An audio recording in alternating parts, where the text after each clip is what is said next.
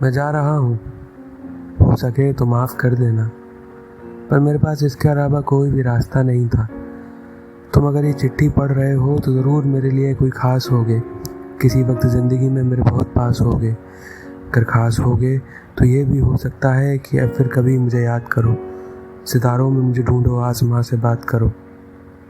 पर मेरी मानो तो ऐसा मत करना, उधर का मंजर भी यहाँ जैसा मत करना। मुझे तकलीफ़ बहुत होगी तुम्हें मेरी वजह से तकलीफ़ में देखकर। मैं खुद को कैसे संभालूंगा। मैंने सोचा ही ये था कि चला जाऊंगा सबको छोड़कर और खुद को सबसे बचा लूँगा। खैर, मेरी माँ से एक बार मिलाना, बेचारी बेहद रो रही होगी, मेरी इस हरकत पर बेहद हैरान होगी। मेरी एक चोट पर आंसू बहा देती थी, न जाने किस हालत में होगी, कितनी परेशान होगी। वहाँ मेरे पापा अभी चुपचाप बैठे होंगे। वो हर किसी के सामने दिल खोलते नहीं हैं, उनकी आदत में शुमार है ये। दर्द कितना भी हो रहा हो किसी से बोलते नहीं हैं, और जो एक बार उन्हें गले से लगा लोगे फिर शायद वो खुद को रोने से रोक ना पाए, फिर शायद वो बेहिसाब बिगड़ जाए। मेरी हर गलती पर मुझे फटकार देते थे, और अब तो मैं हूँ ही नहीं। हो सकता है कि मेरी गलतियों में खुद को गलत ठहराए। बस इतनी दरखास्त है तुमसे कि माँ पापा को समझाना कि मेरा जाना लाजमी था। वक्त रहते समझ आ गया था मुझे कि मैं एक बुरा आदमी था। मेरी बहन भी अपने कमरे में अपनी आंखें छुपाए रोई होगी। मुझे लगता नहीं पिछले कुछ दिनों से वो सोई होगी। उसे समझाना कि थक गया था उसका भाई, दुनिया से लड़ते लड़ते, सबको अपनी काबिलियत समझाते हुए। हो सकता है वो राखी निकाल लाए और रो पड़े तुम्हें बताते हुए कैसे मैंने उसकी हिफाजत का वादा किया था, कैसे हमने बचपन बिताया था साथ, कैसे साथ जीने मरने का इरादा किया था। पर उससे कहना कि अब मेरे हिस्से की सारी चॉकलेट वो खा सकती है। मैं भी यहीं हूँ उसके पास, जब भी मन में हो मुझे बुला सकती है।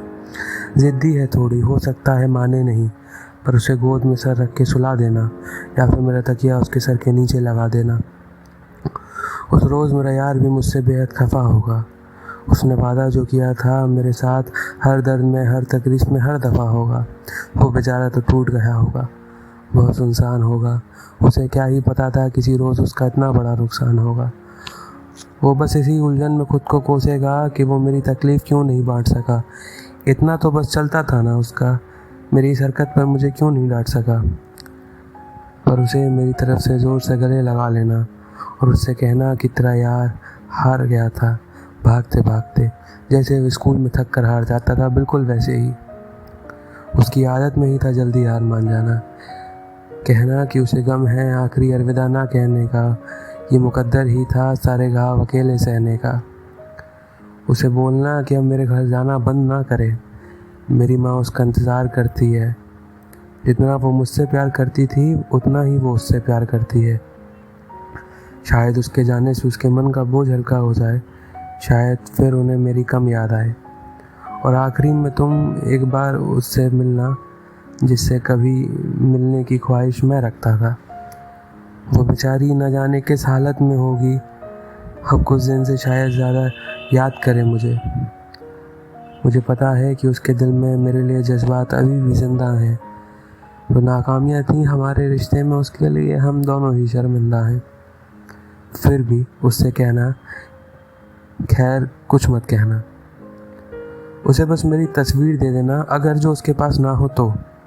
नहीं तो बस मेरी कविताओं वाली डायरी मेरे बेड के पास वाले ड्रॉर से निकाल कर उसे थमा देना। थमाते वक्त खुले दिल से मुस्कुरा देना। उससे कहना कि कोई गिला ना रखे मन में, मैं हमेशा उसकी मुस्कान में मुस्कुराता रहूँगा।